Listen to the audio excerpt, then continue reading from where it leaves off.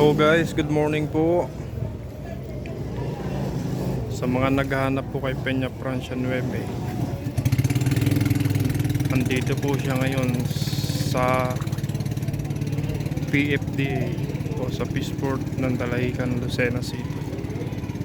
Siya po ay inaayos pa, kaya hindi pa siya makabiyahe.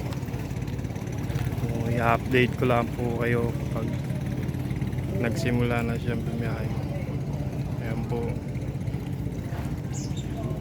sa mga naghahanap kay Peña Francia 9,